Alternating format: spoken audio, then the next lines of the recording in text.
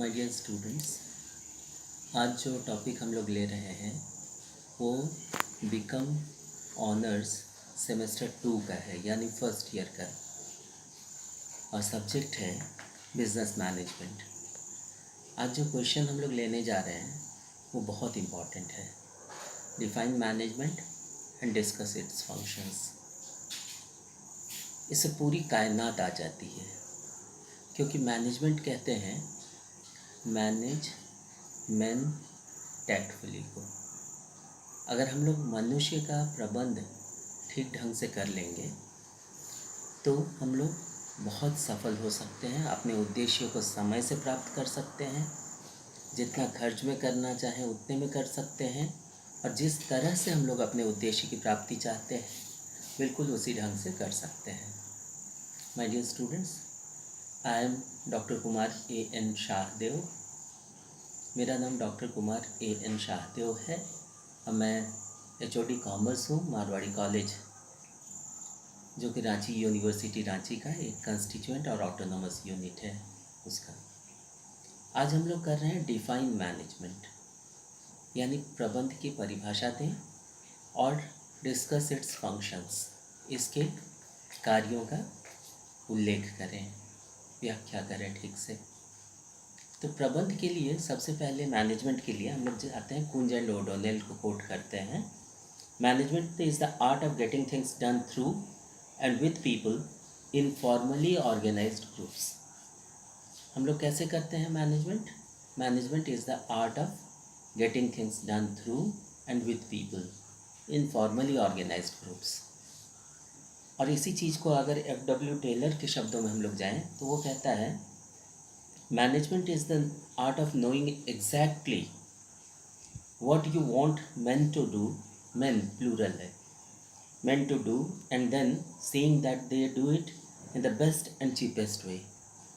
Frederick Winslow Taylor, जो father of scientific management कहा जाता है अमेरिका का, उसने कहा है प्रबंध का अर्थ होता है ये जानना कि हम मनुष्य से क्या कराना चाहते हैं और फिर ये देखना कि उन लोग ठीक उसी ढंग से उस काम को कंप्लीट करें, बेस्ट और चीपेस्ट वे में, सबसे अच्छे तरीक़ा से, सबसे सस्ते में, ताकि संस्था को।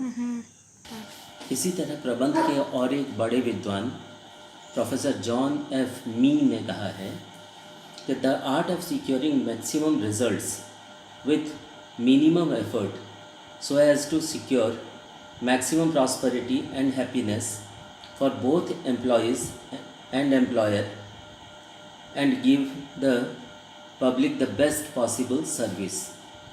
ये प्रबंध होता है जॉन F. मी के अनुसार, यानी मैक्सिमम रिजल्ट प्राप्त करना है कम से कम एफर्ट में, जिससे कि अधिकतम संतुष्टि और खुशी और सेवा प्रदान की जा सके दोनों पक्ष को, एम्प्लॉयज़ को भी और एम्प्लॉयर को भी। William F. ग्लुक का मानना है management is effective utilization of human and material resources to achieve the enterprise's objectives।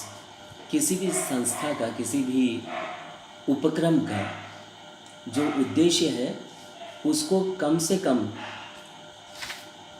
मानवीय प्रयास के साथ और कम से कम मटेरियल रिसोर्सेज, जो फिज़िकल रिसोर्सेज होता है, उसको लगाकर उसका सबसे बढ़िया प्रबंध जिससे किया जा सके, सबसे प्रभावी प्रबंध किया जा सके, इसको प्रबंध कहा जाता है। जॉर्ज आर टेरी का मानना है management is the distinct process consisting of planning, organising, actuating and controlling performed to determine and accomplish stated objectives by the use of human beings and other resources। मनुष्य और अन्य साधनों का उपयोग इस ढंग से किया जाए एक विशिष्ट प्रक्रिया के अंतर्गत, ताकि उसका प्लानिंग ठीक से हो सके, ऑर्गेनाइजिंग ठीक से हो सके, एक्चुएटिंग ठीक से हो सके, कंट्रोलिंग ठीक से हो सके, और उसके परफॉर्मेंस से ये डिटरमाइन हो जाए और ये एकम्प्लिश हो जाए कि संस्था के सभी उद्देश्यों को समय से और कम खर्च में पूर्ति की जा सके। अब हम लोग आते हैं फंक्शंस ऑफ मैनेजमेंट। तो फ्रेंड्स, इसके लिए एक बहुत बढ़िया फॉर्मूला है, ये हम लोग यहाँ देखेंगे। माय डियर स्टूडेंट्स, अब हम लोग आ रहे हैं फंक्शंस ऑफ मैनेजमेंट। तो इसको बताने के लिए एक बहुत बढ़िया फॉर्मूला है, पॉड्स-कॉबम। इसमें हर एक लेटर का एक बहुत बढ़िया एक्सप्लेनेशन है मैनेजमेंट में। पीटर एफ ड्रकर को अगर हम लोग डिटेल में पढ़ें, पीटर एफ ड्रकर अमेरिका के सबसे बड़े, दुनिया के सबसे बड़े प्रबंध गुरुओं में से आते हैं, मैनेजमेंट गुरुज में से आते हैं। न्यूयॉर्क सिटी में रहते थे। 97 ईयर्स के एज में इनका डेथ हुआ और 97 ऑथेंटिक बुक्स मैनेजमेंट में इन्होंने लिखा है। Peter F Drucker, EFL Brech, Theo Haimann, Oliver Sheldon, Koontz O'Donnell, इन लोगों के किताबों को पढ़ के इससे निचोड़ एक फॉर्मूला बनाया जा सकता है जिसको कहते हैं पॉड्स-कॉबम। पॉड्स-कॉबम में P से होता है प्लानिंग। प्लानिंग यानी योजना या नियोजन। प्लानिंग कहते हैं planning is the predetermined course of action, या planning is the grand panacea of modern age. योजना आधुनिक युग का रामबाण है, या प्लानिंग के माध्यम से हम बड़े से बड़े उद्देश्य को बहुत सुगमता से प्राप्त कर सकते हैं, योजना के तरीके, योजनाबद्ध तरीके से, योजना के द्वारा। और ये हम लोगों ने 1951 में 1 अप्रैल 1951 में भारत में प्लानिंग एरा स्टार्ट किया, फर्स्ट 5 ईयर प्लान के साथ। और हम लोगों ने देखा कि हमारा फर्स्ट 5 ईयर प्लान जो एग्रीकल्चरल प्लान था, उसमें हम लोगों ने भारत में ग्रीन रिवॉल्यूशन लाया, हरित क्रांति, जिससे कि खाद्यान्न की कमी दूर हुई। हम लोगों के यहाँ बफर स्टॉक तैयार हुआ। और ये योजना हम लोगों का 1 अप्रैल 1951 से 31 मार्च 1956 तक चला, अत्यंत सफल योजनाओं में से है। Planning second 5 year plan India का जो था वो प्रोफेसर PC महलनोबिस ने बनाया था, और उसमें इंडस्ट्रियल प्लान था, वो भी सफल रहा। अब हम लोग आगे बढ़ते हैं। प्लानिंग, P से प्लानिंग या परफॉर्मेंस अप्रेजल। परफॉर्मेंस अप्रेजल कहते हैं जो काम हम लोग कर रहे हैं वो देखते हैं, हम लोग मुड़ के देखते हैं कि हम लोगों ने सही किया या गलत किया। आज हम लोग जिस स्टेज में हैं, परफॉर्मेंस अप्रेजल, आज हम लोग जिस स्टेज में हैं वो कैसे पहुँचे वहाँ तक। हम लोग सफल हुए तो कैसे हुए, अगर असफल हुए तो क्यों हुए, इसको परफॉर्मेंस अप्रेजल कहा जाता है। यानी अपने परफॉर्मेंस को फिर से चेक करना। और भारत इसमें बहुत बढ़िया काम करता आया है पिछले लगातार। अब आ जाते हैं हम लोग O में। O से होता है ऑर्गेनाइजेशन, ऑर्गेनाइजिंग। आप चाहे जितने भी बुद्धिमान हों, अगर आपकी प्लानिंग और ऑर्गेनाइजिंग सही नहीं हुई तो प्रबंध सफल नहीं हो सकता है। इसलिए पहले सबसे अच्छे से प्लानिंग को किया जाता है। इसीलिए तो कहते हैं ना कि planning is the predetermined course of action. कल को क्या होगा, कैसे होगा, हम लोग क्या करना चाहते हैं, इसको आज से सोच के उसी लाइन पे काम करना और उसी के लिए ठीक से संगठन खड़ा करना, इसको ऑर्गेनाइजिंग कहा जाता है। ऑर्गेनाइजिंग ऑर्गन शब्द से बना है। ऑर्गन यानी इसका 2 अर्थ होता है। पहला तो लिम्स ऑफ द बॉडी होता है, शरीर के अंग, लिम्स ऑफ द बॉडी, ये लिटरल मीनिंग हो गया।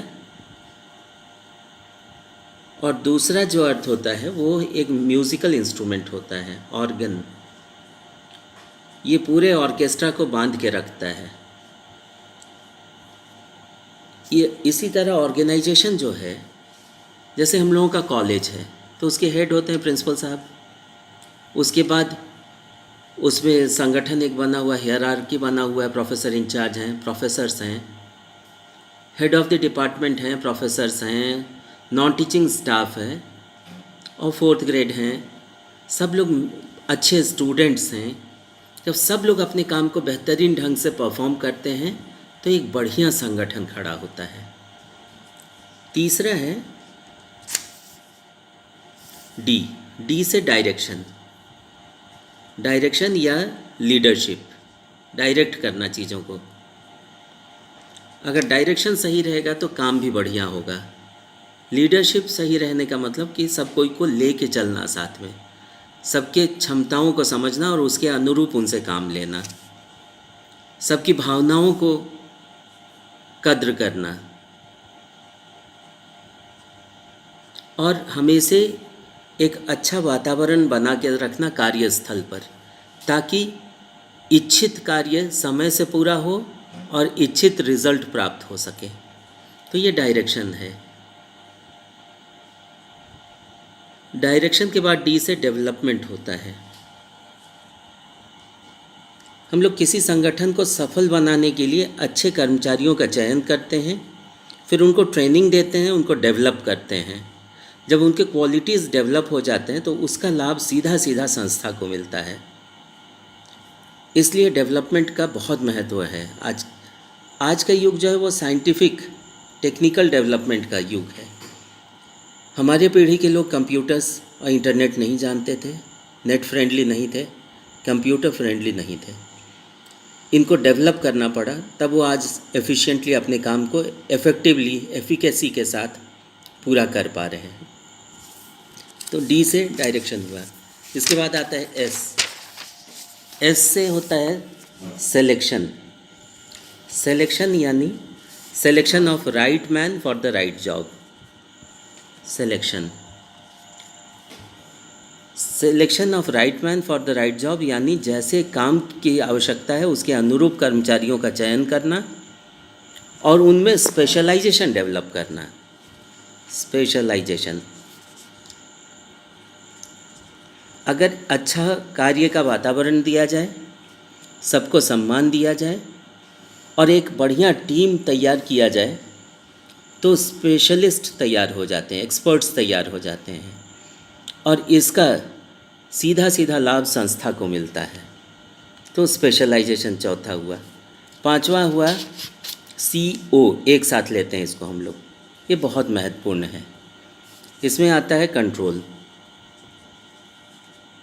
कमांड। मिलिट्री में कमांड एंड कंट्रोल का बहुत महत्व है। कोऑपरेशन, सहयोग,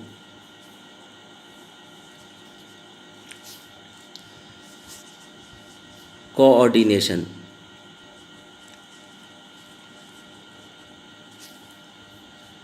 कम्युनल हार्मनी,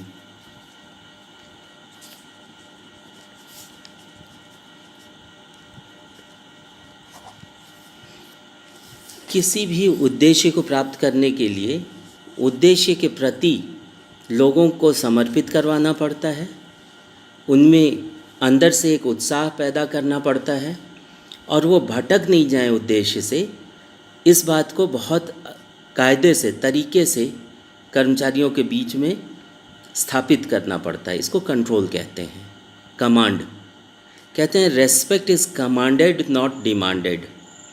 लीडरशिप जो है, ऊपर का जो कर्मचारी हैं वो अपने व्यवहार को इतना सुंदर रखें, इतना संयमित रखें, इतना मर्यादित रखें कि लोगों के बीच में वो एक रेस्पेक्ट कमांड कर सकें।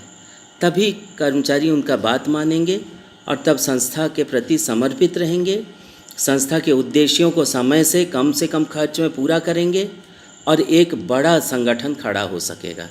एक सफल, सशक्त, प्रभावशाली संगठन खड़ा हो सकेगा। इसी तरह CO से कोऑपरेशन होता है, सहयोग। कोई भी कार्य, बड़ा कार्य, बड़े उद्देश्य की पूर्ति कोऑपरेशन के बिना नहीं होती है। इसी तरह कोऑर्डिनेशन, जो मैनेजमेंट है उसको सभी विभागों में के बीच एक सुंदर कोऑर्डिनेशन इस्टेब्लिश करना पड़ता है। तब सब विभाग एक उद्देश्य के प्रति समर्पित होकर एक समय में एक ही लक्ष्य के प्रति अपना ध्यान केंद्रित करके काम करेंगे और समय से वो हो सकेगा। कम्युनल हार्मनी, किसी संस्था में एक बहुत बढ़िया वातावरण, एक बहुत बढ़िया सौहार्दपूर्ण एनवायरनमेंट क्रिएट करना पड़ता है ताकि लोग इधर उधर ना भटके और संस्था का जो उद्देश्य है उसके प्रति वो अपना 100% दे सकें। इसी तरह होता है कन्फ्रंटेशन अवॉइडेंस। किसी भी कीमत पे एक संस्था के अंतर्गत कन्फ्रंटेशन नहीं होना चाहिए। इसको अवॉइड करवाना, अवॉइडेंस यानी संघर्ष को रोकना, संघर्ष को दरकिनार करना, ये भी एक बड़ा फंक्शन होता है मैनेजमेंट का, जिसको कि बहुत सलीके से निभाना पड़ता है। इसी तरह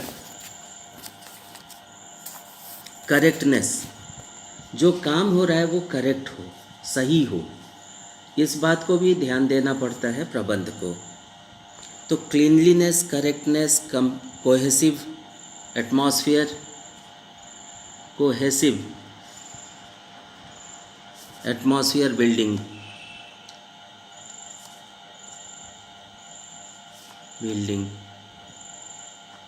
ये भी मैनेजमेंट की जिम्मेवारी है, मैनेजमेंट का कार्य है। जितना सुंदर वातावरण रहेगा कार्यस्थल में, जितना सौहार्दपूर्ण वातावरण रहेगा, उसका निर्माण करना पड़ता है, उतना ही सुंदर ढंग से संस्था काम करेगी। आज आप देखिए, देश में इतनी बड़ी विपत्ति आई हुई है, कोरोना, पूरा देश इससे घबराया हुआ है, पर सबसे बढ़िया जो काम इस समय किए वो टाटा हाउस वाले लोगों ने किया है। उन लोगों ने 1,500 करोड़ रुपया तुरंत प्रधानमंत्री केयर, प्राइम मिनिस्टर केयर्स में डोनेट किया।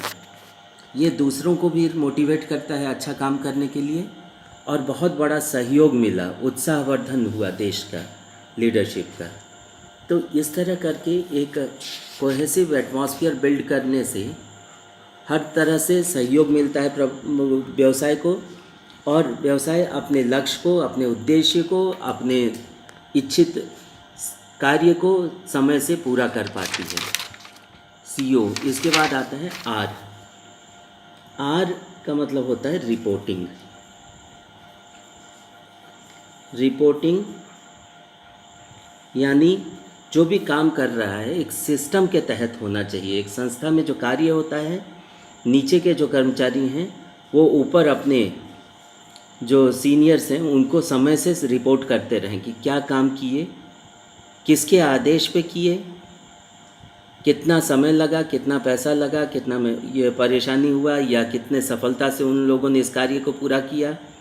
इन बातों की जानकारी वो समय से देते रहें ऊपर के मैनेजमेंट को, रिपोर्टिंग। इसी तरह ऊपर जो मैनेजमेंट है वो नीचे वालों को ये बताते रहे कि उनके भले के लिए क्या कार्य किया जा रहा है, वेलफेयर वर्क। तो रिपोर्टिंग R से। फिर है responsibility. Responsibility sense of belongingness, sense of responsibility हर एक कर्मचारी में उत्पन्न करना, विकसित करना, ये मैनेजमेंट की जिम्मेवारी होती है। जितना रेस्पॉन्सिबल यानी जितने समर्पित होकर लोग काम करेंगे, संस्था उतनी ऊंचाइयों को छुएगा। इसलिए रेस्पॉन्सिबिलिटी बिल्डिंग ये भी मैनेजमेंट की एक बहुत बड़ी जिम्मेवारी है। रिस्क बियरेंस, संस्था के लिए आगे बढ़ के रिस्क लें, ये उन लोगों में उत्साह बढ़ाना पड़ता है मैनेजमेंट को। रिस्क बियरेंस, जैसे फ़ौज में आप देखेंगे कहा जाता है, फ़ौज, भारतीय फ़ौज को इसीलिए इतना मजबूत माना जाता है कि फ़ौज में एक कहा गया है कि ड्यूटी इज़ आवर धर्म। जो कार्य उनको दिया गया फ़ौज को, वो लोग बड़ा से बड़ा जोखिम लेके भी उसको पूरा करते हैं और सफलता हासिल करते हैं, क्योंकि कहा गया है कि देश से बड़ा कोई नहीं है, देश माँ है। तो यही फ़ौज के लिए सबसे बड़ा मोरल रेजिंग सेंटेंस है, मोरल रेजिंग फैक्टर है, और इसीलिए फ़ौज इतना अच्छा परफॉर्मेंस दे पाती है और मैनेजमेंट अपने इस कार्य को सबसे बेहतरीन ढंग से वहाँ फंक्शन को पूरा कर पाता है। और रीज़नेबल कार्य होना चाहिए। कर्मचारियों के तरफ से भी जो मांग वगैरह है वो रिजनेबल होना चाहिए, और जो मैनेजमेंट उनसे एक्सपेक्ट कर रहा है, जो कार्य लेना चाहता है, वो भी रिजनेबल होना चाहिए। तो ये दोनों तरफ से बराबर होना चाहिए, तब बढ़िया रिज़ल्ट आता है। किसी को दबाव में रख के बढ़िया काम नहीं लिया जा सकता है। फिर आता है बी से बजटिंग होता है। बजट तैयार करना या बजटिंग करना, जिसका कि हम लोग जानते हैं बिना बजट के कोई कार्य पूरा नहीं हो सकता ठीक ढंग से। बजट का अर्थ होता है वेयर गॉट वेयर गॉन, कहाँ से पैसा आएगा कहाँ जाएगा, इसका स्रोत क्या होगा और इसका एप्लीकेशन कहाँ होगा, कहाँ लगेगा ये पैसा, इसको बजटिंग कहते हैं। बजट अगर सही रहे, बजटिंग अगर सही हो, तो उद्देश्य की पूर्ति भी समय से होती है, कार्य समय पे पूरा होता है और सफल होता है। इसी तरह बैलेंसिंग एक्ट मैनेजमेंट का एक बहुत महत्वपूर्ण कार्य है। बैलेंसिंग एक्ट मतलब एक संस्था में बैलेंस क्रिएट करके रखना पड़ता है। किसी को ये महसूस नहीं हो कि उसके प्रति अन्याय हो रही है, या उसके ऊपर कार्य का अधिक दबाव है, बोझ है, या उसको अधिक जोखिम दिया जा रहा है, या उससे अन्यायपूर्ण तरीके से कार्य लिया जा रहा है, या वो उससे किसी तरह से चालाकी की जा रही है। ये बिल्कुल नहीं होना चाहिए। एक विश्वास कायम करके रखना पड़ता है कर्मचारियों के बीच में, तभी एक संस्था बहुत सफलता के साथ आगे बढ़ती है। तो ये कि बैलेंसिंग एक्ट क्रिएट करना भी संस्था मैनेजमेंट के लिए बहुत महत्वपूर्ण है। इसी तरह अंत में है एम का मतलब होता है मोटिवेशन। मोटिवेशन यानी उत्प्रेरण, प्रेरणा देना। जो कर्मचारी काम कर रहे हैं उनकी हौसला अफजाई की जाती है, उनका उत्साह बढ़ा के रखना पड़ता है। उनको ये लगना चाहिए कि वो संस्था के मालिक हैं, उनको ये महसूस होना चाहिए कि उनका वर्कर्स पार्टिसिपेशन इन मैनेजमेंट है। वो मैनेजमेंट जो है वो उन्हीं का चीज़ है, वो जैसे कहते हैं मैनेजमेंट उस तरह से चलती है। तब जाके वो अपना पूरे हौसला के साथ काम कर सकेंगे और बहुत ही बढ़िया रिज़ल्ट दे पाएंगे समय से। फिर एम से होता है मोरल रेजिंग। मोरल रेजिंग अर्थात उत्साहवर्धन। कर्मचारियों के उत्साह को टूटने नहीं देना चाहिए, उनका हौसला को बढ़ा के रखना चाहिए, बना के रखना चाहिए। उनको हमेशा अपना भविष्य सुरक्षित महसूस हो और उनको हमेशा अपना भविष्य बढ़ता हुआ, आगे बढ़ता हुआ दिखे, तब वो लोग पूरे हौसला के साथ काम कर पाएंगे, अपने संपूर्ण समर्पण के साथ काम कर पाएंगे। इस कार्य में टाटा कंपनी बहुत अच्छा काम कर रही है। शुरू से ही 1907 से ही जब से टाटा कंपनी की स्थापना हुई, वो लोग अपने कर्मचारियों को मोरल रेज करके रखते हैं। अपने कर्मचारियों को, उनके परिवार को इतना बढ़िया वातावरण देते हैं वो लोग।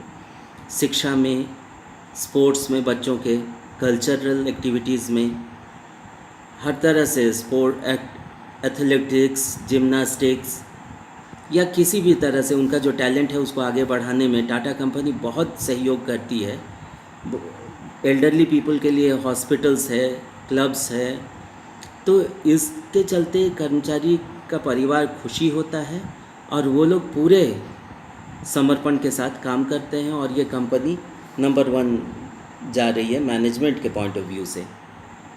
और इन्हीं बातों को ध्यान में रख के कार्य को समय पे करने को फंक्शंस ऑफ मैनेजमेंट कहा जाता है। Thank you.